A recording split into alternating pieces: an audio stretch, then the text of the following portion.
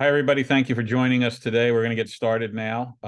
Just want to make a mention of one thing. This is an interactive webinar and panel discussion. So if you have any questions during the webinar, please use the Q&A box at the bottom.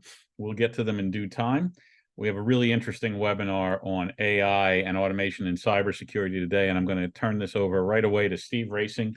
Steve is the CEO and president of ASMGi, so take it away, Steve. Thanks, Paul. Thanks all of you for attendees for sharing your time with us today, and thanks for you, Brad, joining us today as well. We have a great topic. We're going to talk about AI and automation and cybersecurity, and it's a pretty hot topic. So, without further ado, I'll get started. So, with introductions.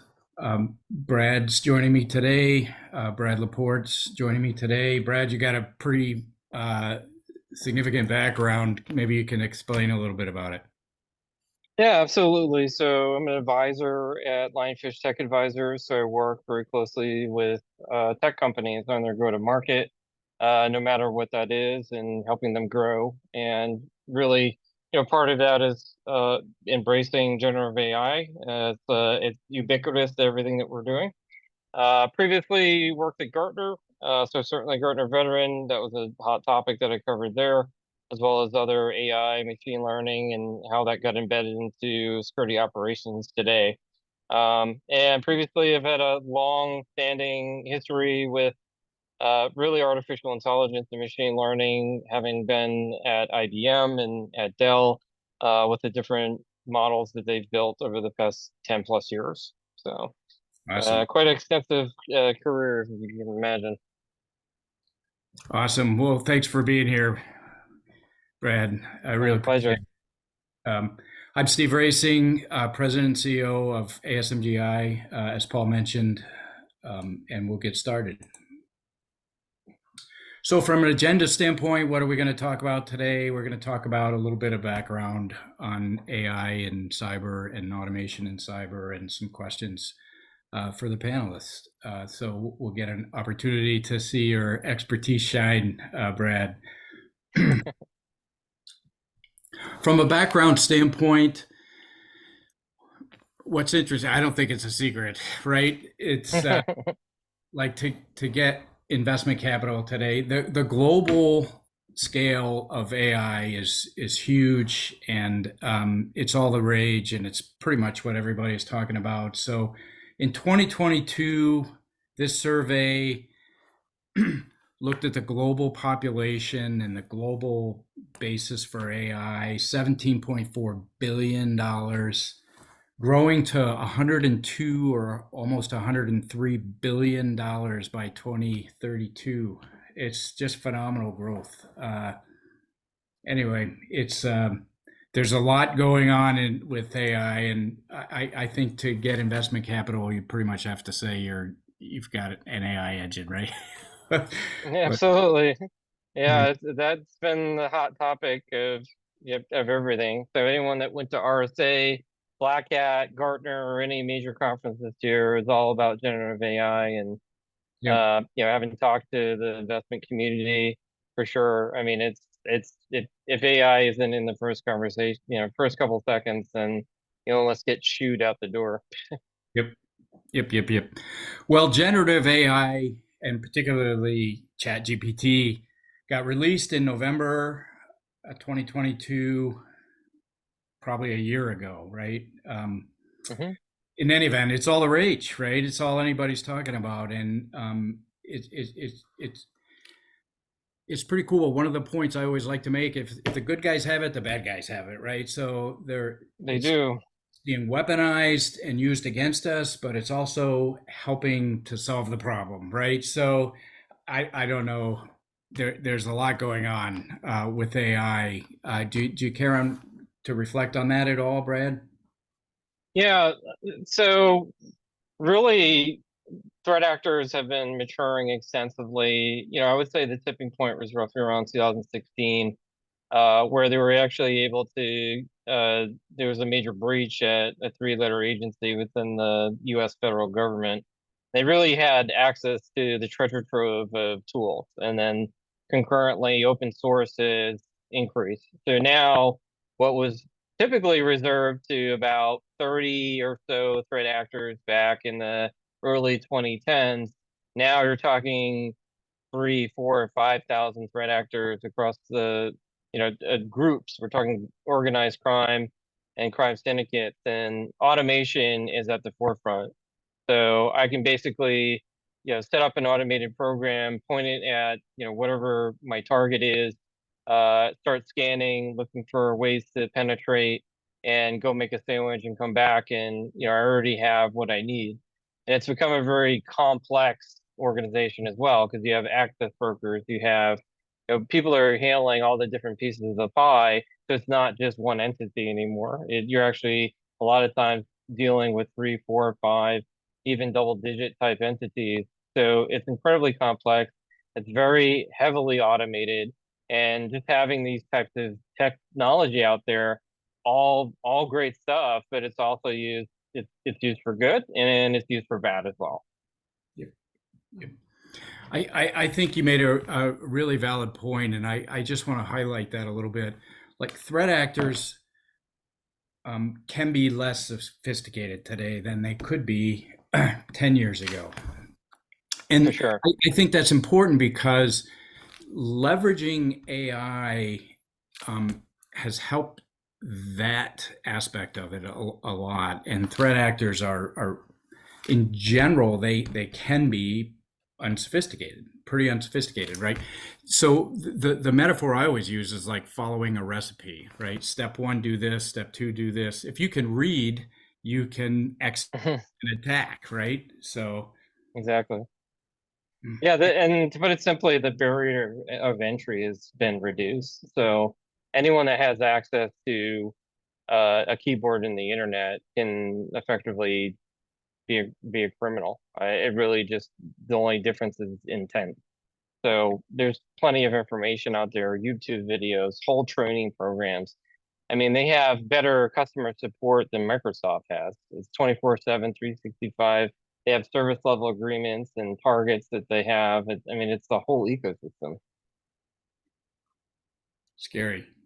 It's scary. Very. I Yeah. wanted to talk a little bit about risk because I think that's important, just really understanding what the risks of AI are and applying them to fundamentally to an equation, right? So that you can quantify it and really, really understand it, and so that everybody can understand the basis of it from the same perspective. And there are a couple of different equations for risk. And like in cybersecurity, we were always taught, the equation for risk is risk equals likelihood times impact. And that's pretty usable, but it's basic in my opinion. So I think what people tried to do to elaborate on that a little bit was break likelihood into threat times or threat plus vulnerabilities, right? So in any event, you have to exploit a vulnerability. There has to be something that's exploitable, right? So that if we get into the most complex, that speaks to means, right? But you have to have a means plus a motivation, times the opportunity. What I like about this complex equation is it's divided by controls. And like what I saw when cybersecurity first came out, like the people that didn't have any security investments or controls in place, they got the same rate, right? So they were selling security policies. And from my perspective, they didn't really understand cyber risk. No, But not at all. They've come a long way though, right? Yeah, I got you. Anyway, the what equation do you like best, and what equation do you use? Yeah, I mean, the short answer is I tailor it to my audience, right? So there's certainly a cybersecurity maturity model in terms of people that are at a 1 all the way to a 5 in terms of how they really understand this thing. But I mean, really what it comes down to is putting mapping that level to them. And I try to break things down to a simple term to folks. And like, if I reverse this and put this with a prevention aspect, if you can obviously reduce the likelihood, you can reduce the impact, then effectively you can reduce the risk. And so if you can reduce the threat exposures and the risk exposures that you have, you can reduce misconfigured cloud buckets. If you can lock down the different user accounts that you have and implement things like segmentation and having better visibility, having better automation, and really you can greatly reduce this down to its less components. As the conversation evolves, then yeah, we get more complex, and then we start looking at vulnerabilities. We start looking at supply chain attacks. There's things that you can control and there's things that you can't control, and knowing the difference and being able to take action on that can really mean the difference between is this going to be a significant event? Am I going to be on the front page of the newspaper? Or is it going to be a non-event? Awesome. Awesome. So the first question to you is probably more than the first question, but how can AI improve response times?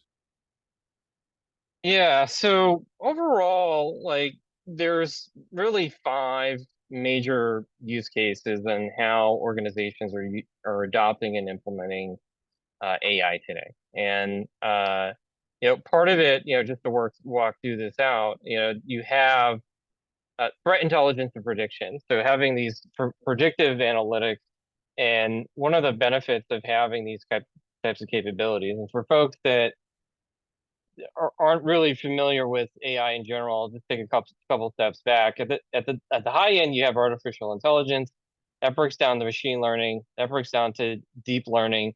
Now we're getting into the next evolution of that, which is generative AI, and you start getting into large language models and things like that.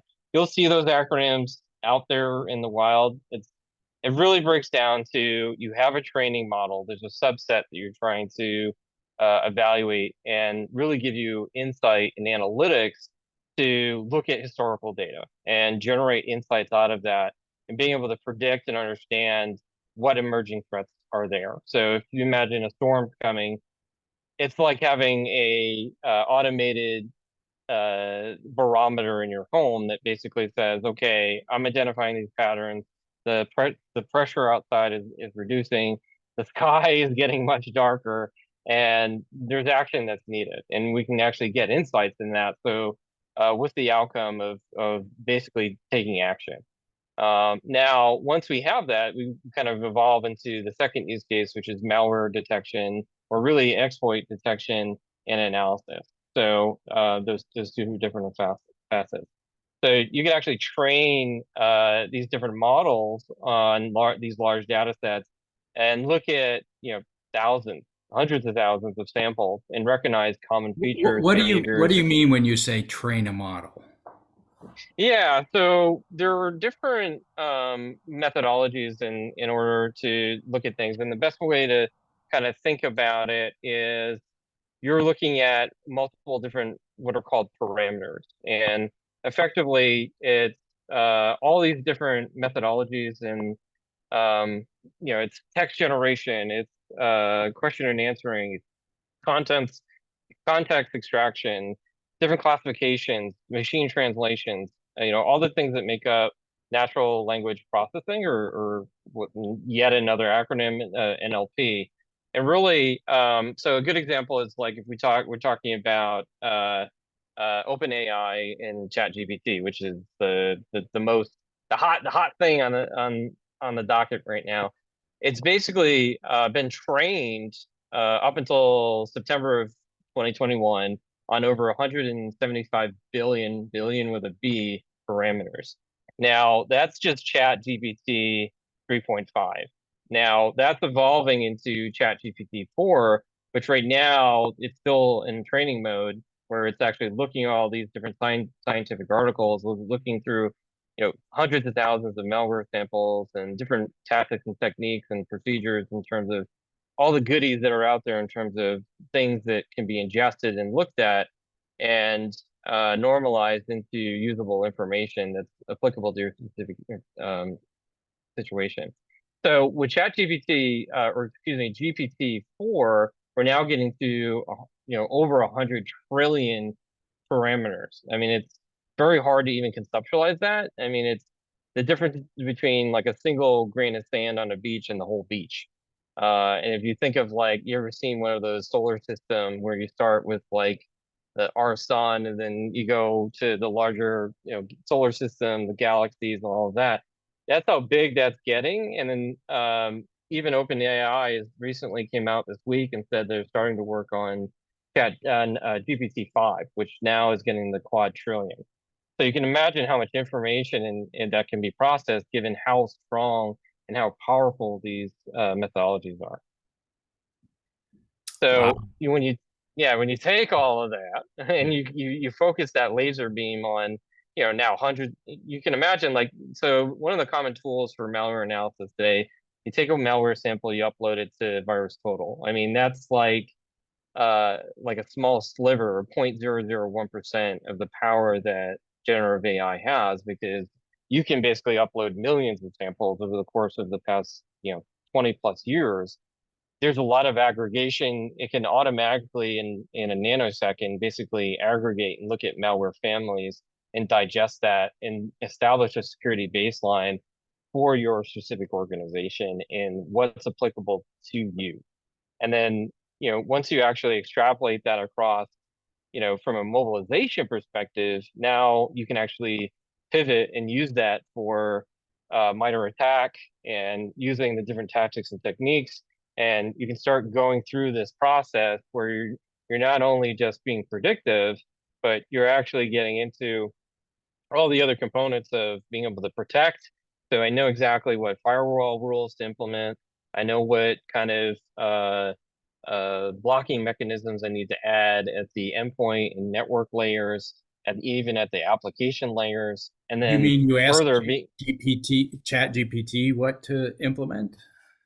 yeah, part of this is all the logic on the back end. So I'll preface everything by saying we're still at the infancy, right? We're this is still like if we had this webinar a year ago, like this wasn't a generative AI and OpenAI and what they've done with GPT and with Google as equivalent, which is a platform called Bard. These natural language processing approaches are all experiments. I mean, they're early stage, and it's only because of the infusion of the billions of dollars that Microsoft has ingested into OpenAI, and then equivalent for basically some of the bigger players in the space like Amazon, AWS specifically, and Google and Microsoft, the big three. But there's other players that have a stake in the game that are basically pumping billions and billions of dollars into these engines to basically get this productivity. I mean, it's effectively like adding jet fuel to a campfire in terms of these capabilities. So those are kind of the top two use cases, but there's also anomaly detection. So really dovetailing into the detection component. So there's the predictive side, there's protect, there's detect. But you really, one of the core benefits of generative AI is you can actually normalize system behavior and identifying any deviations to that established pattern. So if you know that your engineers or people with privileged access aren't supposed to be exfiltrating data at 2 o'clock in the morning to a place that you don't do business, whether it's China, Russia, or somewhere in Eastern Europe, wherever it ends up being. If you know that you're not doing business there and you're not supposed to be doing it in gigabytes or even terabytes of data or even petabytes worth of data, you have an active persistent threat at that particular point. And it might be someone moving laterally. There's some kind of anomaly there that requires further investigation. And it's something that can be done on a continuous basis. So a lot of cybersecurity vendors are starting to leverage this technology and then really amplify their capabilities by basically continuously learning on the network traffic, the user behaviors, the system logs, and then basically being able to flag any kind of suspicious activity. But there's also being able to detect generative AI text and attacks as well. So basically identifying, leveraging generative AI in automation side. So kind of like what we just talked about 5 minutes ago, and being able to detect like basically phishing emails, so business email compromise, any kind of polymorphic code that might be in there. So one of the common attack vectors for threat actors is to take existing malware and just modify the code slightly. So it bypasses signatures and it bypasses traditional detection methods. So now we're layering in some of these advanced level stuff. I mean, I'm getting like really excited about it because it's really cool, right? I mean, this is like the flying cars of cybersecurity. This is all the things that we wanted to do for many years that, I mean, unfortunately, we're limited by the human cognitive ability to do this. We just can't do this at scale.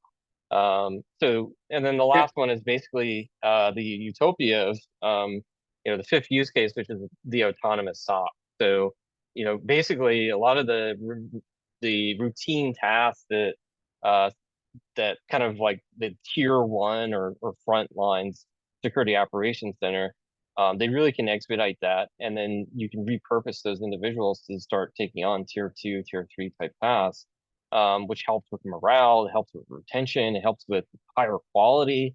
And then overall, you start getting into higher efficacy. So you start getting into, going from 65 to 85% true positives up to now 99% plus, because you're layering in a lot of these automated components. Awesome. So how do you pick a model if you're trying to figure out, and for those of people that are out there that are trying to figure out what to do and what model to use and all of these things, how do you pick a model? Yeah. So it really breaks down to everything is decentralized. So I'll start there. So currently today, the leading horse, if we put the Kentucky Derby hat on, is OpenAI. That's where a lot of organizations have basically kind of attached their horse to. That's where Amazon has made investments. That's where Microsoft has made investments. But you have the kind of the Venn diagram here where you have Anthropic. So Anthropic is another approach to this. They have their own equivalent to ChatGPT that can basically leverage this. And there's kind of pros and cons, and I'll talk about that in a second. So Anthropic is arguably kind of second in terms of the race. And you have Google and you have Amazon that have invested in that. But there's other models out there. There's Hugging Face, there's Adapt, there's AI21 Labs. There's all these different components and models out there. I would kind of try to decomplicate things and look at your specific use cases that you're trying to implement, and look at like how are you investing in your overall approach to things. And specifically, since the big three cloud providers are investing so heavily in this, so obviously Microsoft has kind of gone all in from a open AI perspective. There's some niche investments they've made to kind of hedge their bets, whereas Google is kind of taking the peanut butter spread approach. They have Bard, but they've also invested in multiple different layers, kind of a defense in depth approach if it doesn't work out. But the whole methodology and the way that you go about it, if you want it to be more open, so one of the benefits of ChatGPT, other than having the highest valuation, the highest investment by a significant margin, by literally over 10, 15x in terms of that valuation, it is open, right? So they are starting to build out custom API. So if you need that flexibility, you need that capability. You've invested heavily with the Microsoft Cloud, Azure, and Microsoft product capabilities. There's also kind of the bandwagon effect. Then ChatGPT might be a model that you should start with. Currently, if you're looking for something that's more real time, Google Bard is a good alternative as well because it's been embedded into Google, been embedded into Bing, and both these models for the most part are free. For Chat GPT 4 and some of the newer stuff that comes with like a $20 monthly charge, which is relatively trivial. Um, so it really kind of depends on the approach, who you've kind of hitched your wagon to from a cloud perspective. But also like when you start looking at some of the cybersecurity vendors in the space, there's players out there that have built their own proprietary models, built on, some of it is their custom version of OpenAI or even Google Bard, but basically embedding it into your solution. So there's like organizations out there like CrowdStrike and SentinelOne, Darktrace. There's Entity from an identity perspective, Flashpoint, Blue Sapphire, others that have had, basically their generative AI and automation capabilities that are embedded into their platforms and their go-to-market. So kind of a long-winded answer, but and some people would say, hey, that's kind of complicated, but that's because it is. It's very embryonic, and we don't really know So what the chip is I going to think look that's a like key yet. point to make is how complicated it is, right? How complex it is. Very, and it's very early. Like I said, a year ago, this was considered it was considered a experiment. You're muted, Brad, by the. Oh, I was sorry, I was done. It was an experiment, about a couple months ago. I think a key also is just understand the business case, right? So what outcome do you want to achieve? What are the objectives? And go from there, right? But there are a lot of models to pick from. I like all of the big three that you mentioned, Microsoft, Amazon, and Google. They all have models, right? That are part of their Yep. stuff, and they'll sell them. They do sell them. Exactly. They do. And the good news is a lot of it is moving very fast. There's nothing wrong from implementing multiple models too. That's one thing I didn't say. I mean, obviously from a resource perspective, there's some challenges there.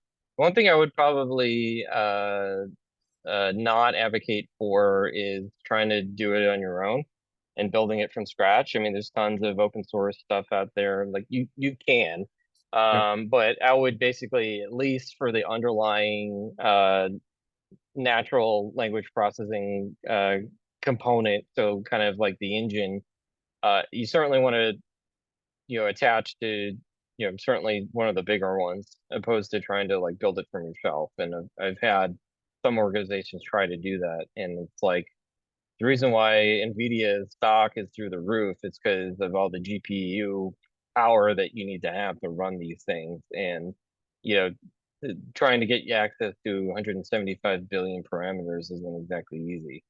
But in niche use cases that you might have, and like every organization is certainly different, there might be certain use cases where it makes sense.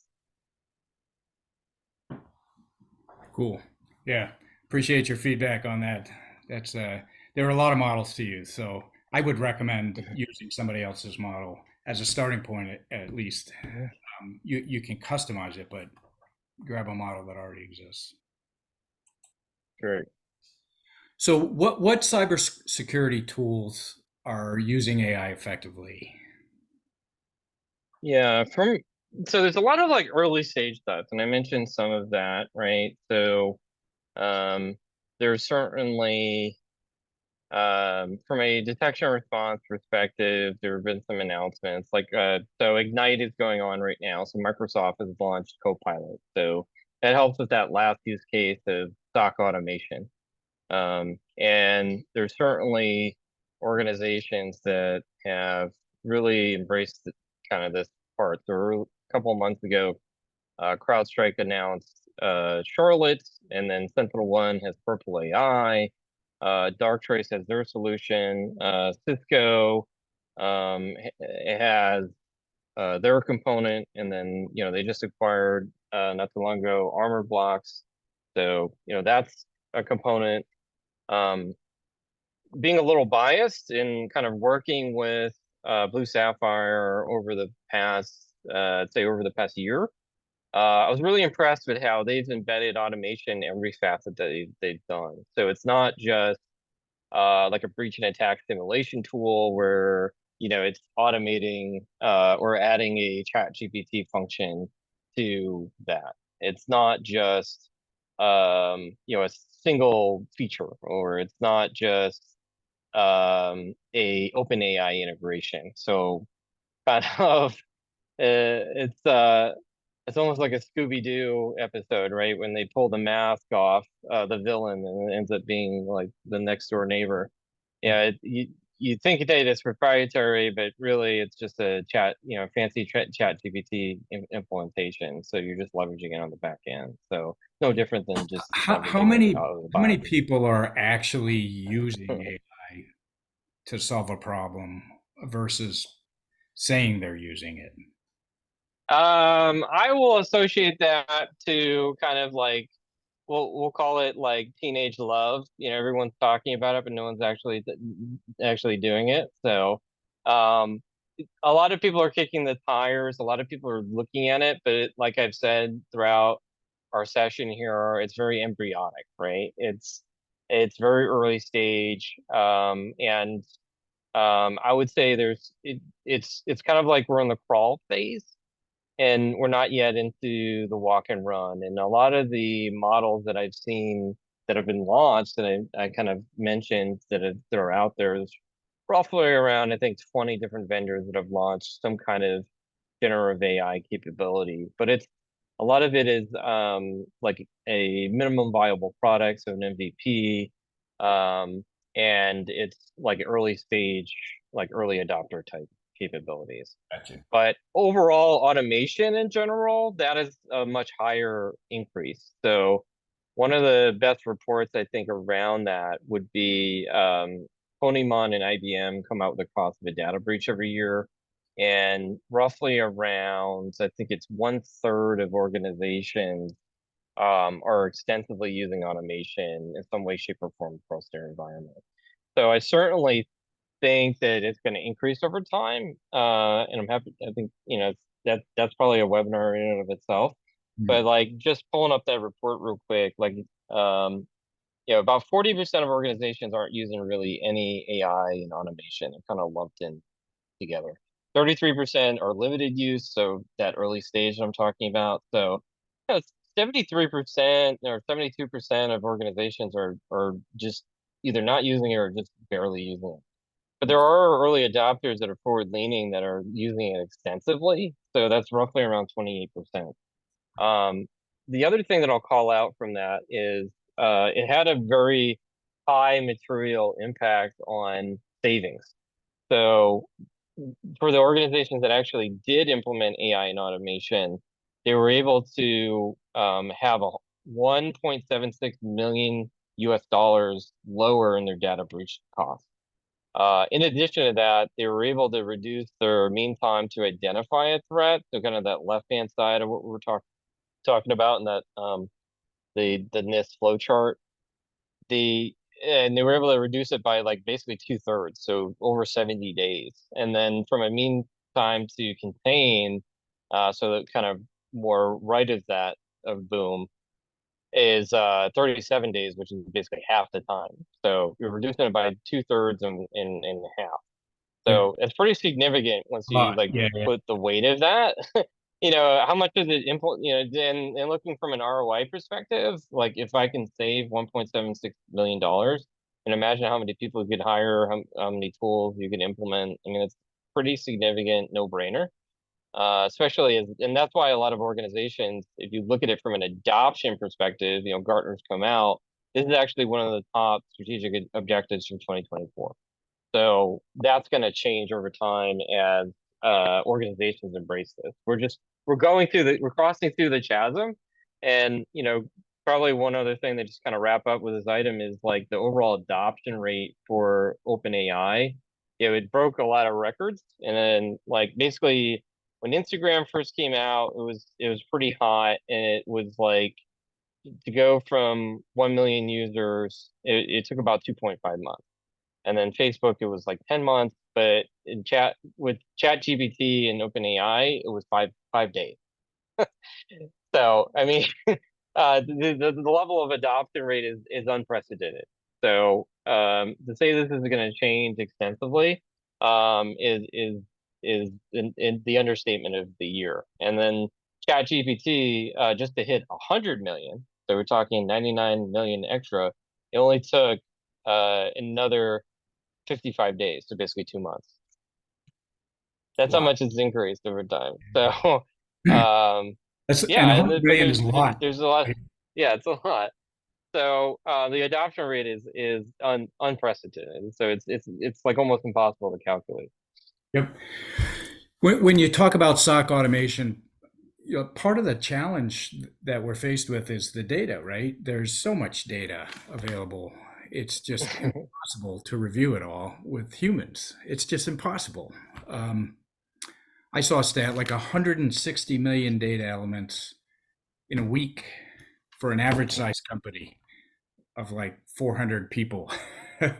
Yeah, So a lot of that's companies have a lot of crazy. people like that. It's crazy. It's an insane amount of data. That Yeah. I, this came from a Gartner report, so perhaps you've read it, but Mhm. I think there's a lot of dialogue going on today about the impact to the environment, the impact of AI to the environment, and this can you reflect on that a little bit? Yeah.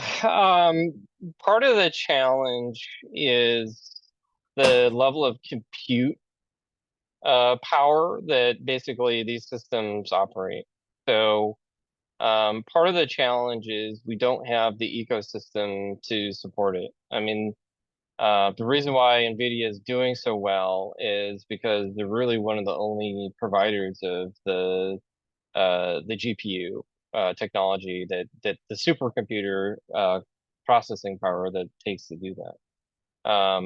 So it's and the rapid adoption of this comes at a major um,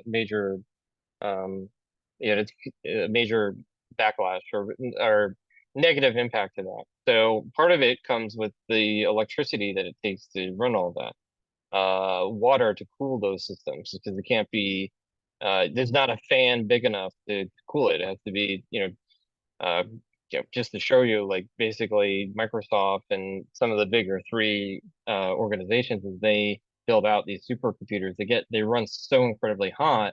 They're actually putting data centers underwater because it's colder and it's easier to cool than it is with air conditioning. So as we think about scalability and doing it in an efficient way, I mean, as we went through the industrial revolution, we didn't really think of the long-term, implications of what burning oil would do to our ozone and to all of the different ecosystems. So that certainly needs to be a major component in part of this as we look to scale and we look to do this in a very controlled manner. And right now it's not controlled at all. And governments are starting to regulate this, and they're starting to have chief AI officers as a mandate. I think regulation is going to come down. So, like, we didn't have seatbelts in the United States until, we had a seatbelt law. So manufacturers had to add seatbelts to their cars to make it more safe. Like, we have to have control over that. And there's overlapping issues with electronic or electric vehicles as well, EVs. They use a lot of electricity. Where's that going to come from? And is the grid going to be able to support that? I mean, now multiply that with generative AI and adding that to every single facet under the sun, the multipliers of this have some serious implications that people above our pay grade will have to deal with. I mean, this is something that needs to come down from a regulatory component. Got it.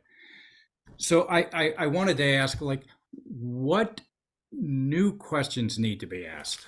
There's we've already talked about the importance of like evaluating risk But what new questions do you think come out of this? Well, as we continue to evolve, I think one thing that we haven't talked about is, okay, talked about the positives of AI. What are their negatives? So, for those that have seen the Terminator movie, the Skynet scenario, right, where the AI becomes aware, the AI becomes sentient, Mm. and bad things happen. But concurrently, as threat actors get smarter around these tools, they also, anything that can be engineered can be re-engineered. So one of the things I recommend organizations look at is MITRE, which is a nonprofit U.S. organization. They have something called Atlas, which is Adversarial Threat Landscape for Artificial Intelligence Systems. So it's basically the MITRE attack model for all the different attack vectors and different tactics and techniques that you have um, that can be targeted within your AI system, regardless of what model you pick. So, basically, I can go after the administrator's credentials. I can do active scanning to identify vulnerabilities. If I can manipulate your model, your ML model, or your basically your algorithm, and identify weak points in that. I can basically infiltrate your environment and being able to circumvent that. And so it's kind of like who's watching the watchers. So that is a major implication, separate from all the questions that we have on here. Like we need to figure that out as a community first, how we're going to address that. And there's a lot of hot companies that are in that space that are kind of grown up, that are getting a lot of attention, a lot of funding. So Hidden Layer just had a bunch of awards and raised a lot of money. Protect AI, there's Cranium, Robust Intelligence, Calypso AI, a lot of different what kind of machine learning security or machine learning operational security type companies that will help organizations as you evolve into that. As well as having like tamper protection.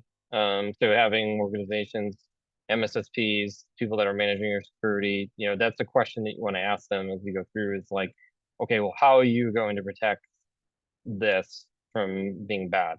And it's no different than when like where antivirus was roughly around 10 years ago. Threat actors were they basically reverse engineered how signatures work. So if I write in there, detect if you see spam, and then like as a threat actor, I can go in and rewrite that signature and say, this is not spam, it's actually ham. And then, you're able to bypass that system and bypass that signature. And that's kind of what evolved into, more of the advanced level uh, kind of virus and malware detection systems. We started implementing early stages of machine learning. We started seeing things like Cylance and some of the machine learning antivirus type technologies that eventually evolved into kind of where we are today. We're kind of in the next generation of threat detection and evolutions. Um, One so of the that's one one of the aspect. things I have a follow-on question for you, Brad. Rosa Smothers, we had her on our last webinar. She was from Know4, and she talked about like voice manipulation. And there was, an example that she gave. This mom got a call from Mexico or somewhere in South America. Right. She swore it was her daughter, right? But it wasn't her daughter. It was a deep fake, right? It was a voice manipulation done by the bad guys, and she paid the ransom. But images are the same. There's the same problem with images, right? So how do we get around this deepfake thing? Well, that's a good point. The immediate action is there are cybersecurity vendors in that space and there are cybersecurity vendors out there that have capabilities of detecting these types of things. So we're just like everything else, we're still in our infancy. So like pin drop comes off the top of my head in terms of something that basically can help with that detection and identifying it. There's like my voice AI. and different aspects of that. There's overlaps into kind of the bot mitigation space that has some technologies. But the good news is, as generative AI continues to get smarter and better over time, the one of the evolving use cases is being able to detect that. So as we kind of went through the history of this and kind of where generative AI is headed and where we are today, we went from generative adversarial networks back in 2019 to being able to create the commercial deepfakes and AI spoofing capabilities in 2020. So it's been around about 2-3 years now. It's getting really, really real. Anybody that's checked out Synthesia, I totally butchered that name, but Synthesia is an organization where you can basically give them a script and they have someone that looks just like a human and is like talking to you just like I'm talking right now, and it's all AI driven. And then you basically have that evolution, and then you start to get into we evolved into self-supervised learning. We then got into transformers and the multilingual models and going beyond just basic the English language.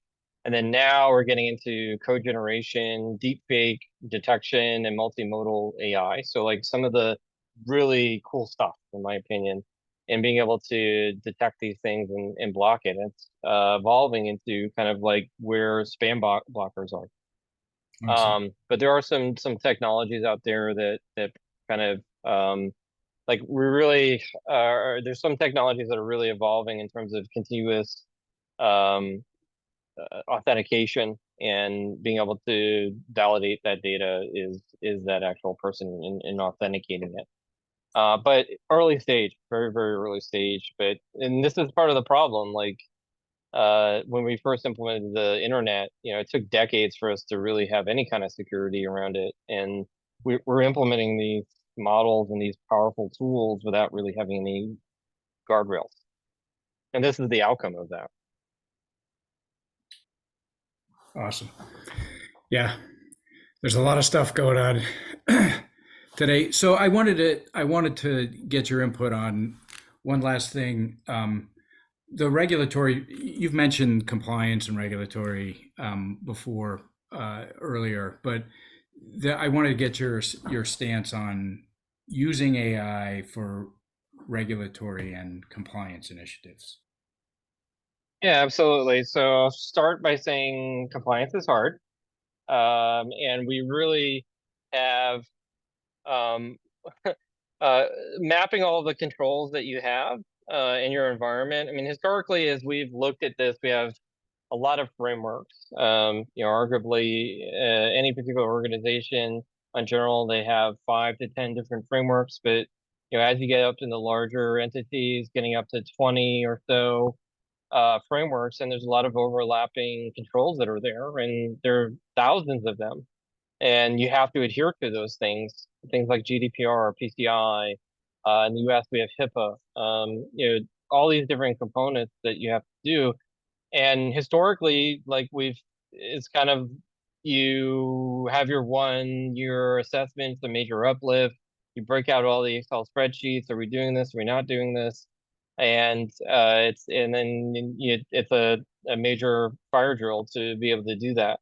Now, and it doesn't repeat itself until the next year. And then some of them you have to do semi-annually, so it's every 6 months you do that exercise. And if you lose that accreditation, that could have a serious implication. Like if you don't get your PCI compliance renewed in time, then well, you're not able to process credit cards. Or you're not, if it's HIPAA, you can't process healthcare information.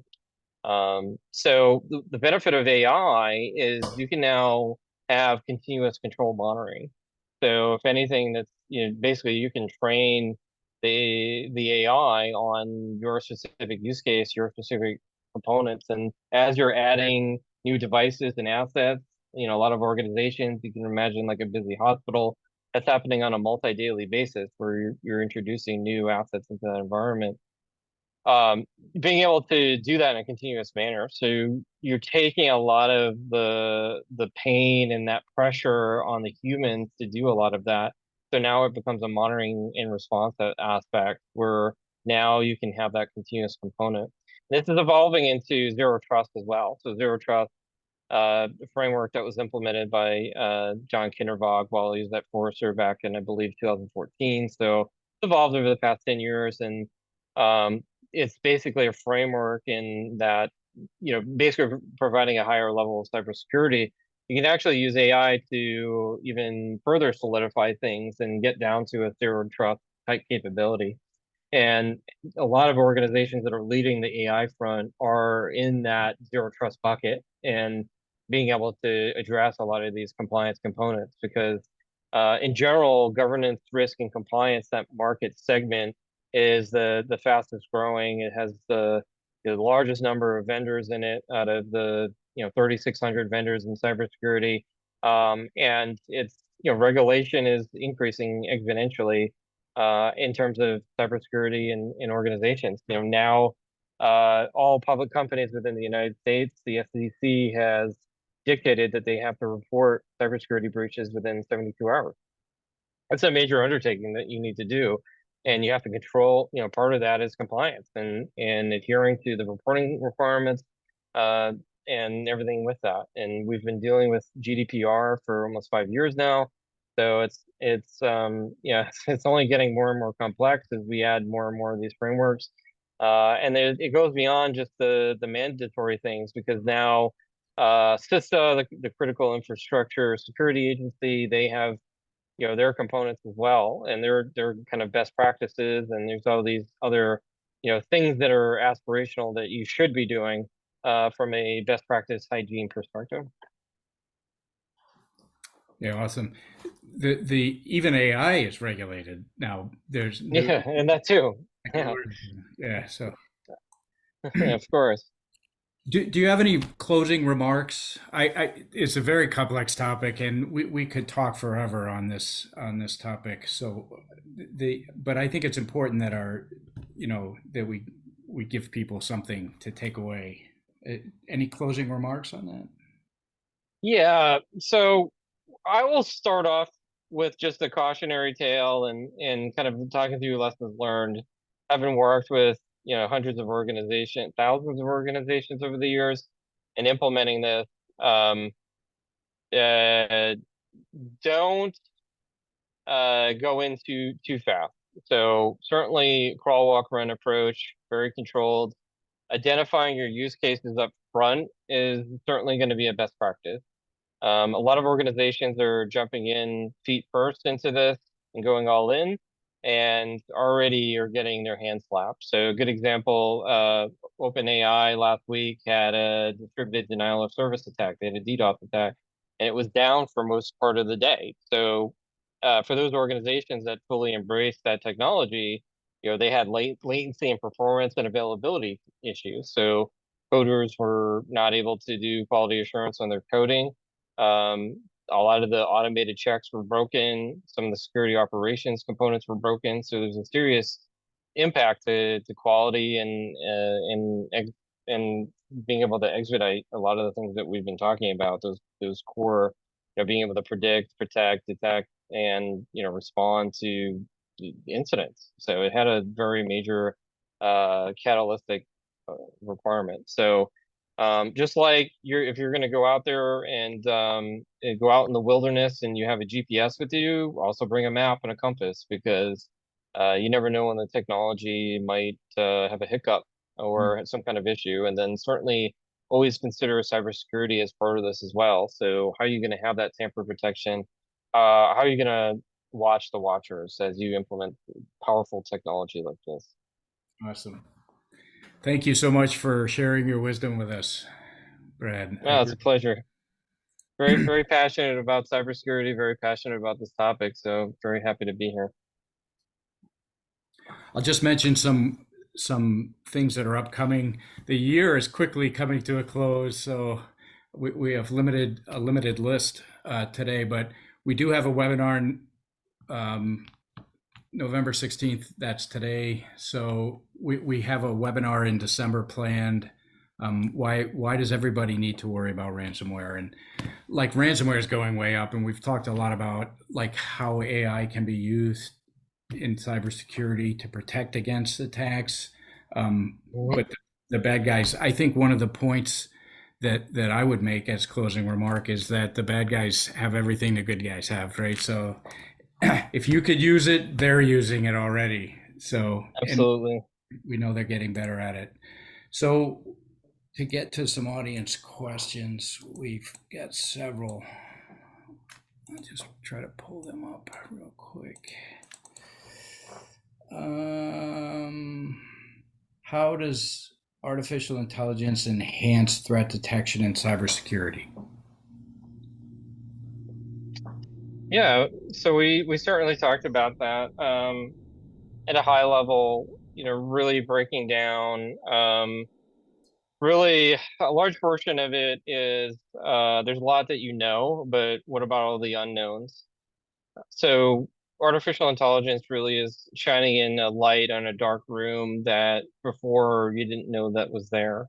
There's also a component of efficiency. So removing a lot of the hay so you can identify all the different needles that are inside there. So you can spend more time categorizing those needles that are in that hay and removing a kind of effectively a lot of the crap that might be in there.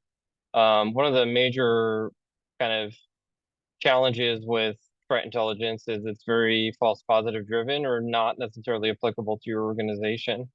So having proper tuning and being able to baseline that and remove a lot of that stuff that's not applicable is really a top priority. So you're not spending overabundance of noise. And the one benefit of artificial intelligence, especially if it's implemented correctly, is you can apply that filter. So you really have a much cleaner view and lens into things, so you can focus on what's really important.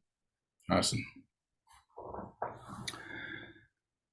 What role does machine learning play in adaptive cybersecurity defensives?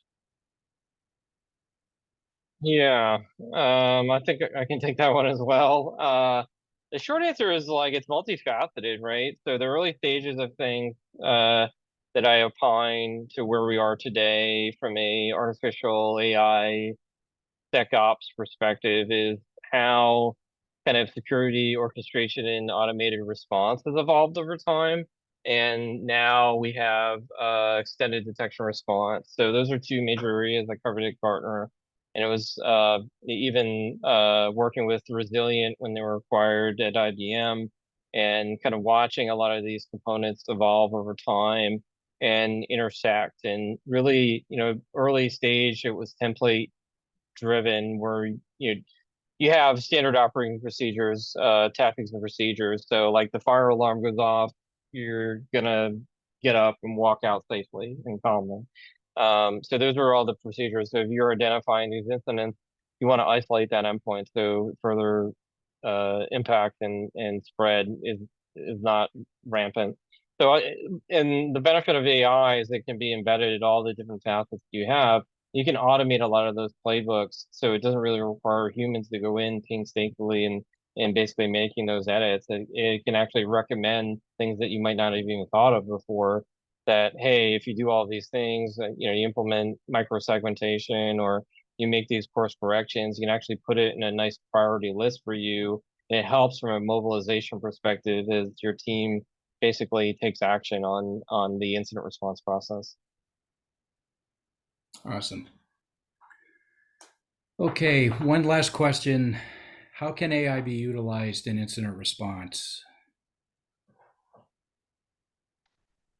Yeah, I kind of talked about that already, but it's just kind of evolved that.